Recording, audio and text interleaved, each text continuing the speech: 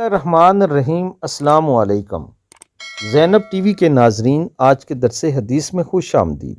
ناظرین اکرام، آج کے درس حدیث کا موضوع ہے رسول اللہ صلی اللہ علیہ وآلہ وسلم اور صحابہ کرام کی شان۔ سیدنا عبداللہ بن مسعود رضی اللہ تعالیٰ عنہ کہتے ہیں، اللہ تعالیٰ نے اپنے بندوں کے دلوں پر نظر ڈالی تو اس نے قلب محمد صلی اللہ علیہ وآلہ وسلم تمام انسانوں کے قلوب میں بہتر پایا، اس لیے اس نے محمد صلی اللہ علیہ وآلہ وسلم کو اپنے لیے منتخب کر لیا، کو رسالت کے ساتھ مبعوث کیا۔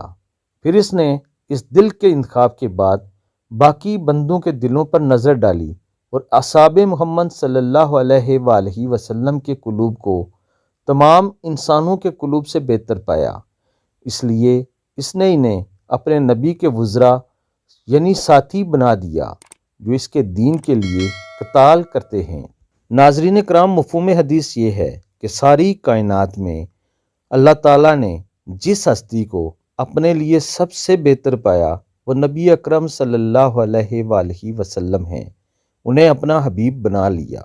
اسی طرح تمام انسانوں میں سے جن لوگوں کو بہتر پایا انہیں نبی اکرم صلی اللہ علیہ وآلہ وسلم کا قرب نصیب فرمایا اور ان کا ساتھی بنا دیا، جو زندگی کے ہر میدان میں نبی پاک صلی اللہ علیہ وآلہ وسلم کے شانہ بشانہ کھڑے ہو گئے اور آپ کے لیے جہاد قتال بھی کرتے رہے۔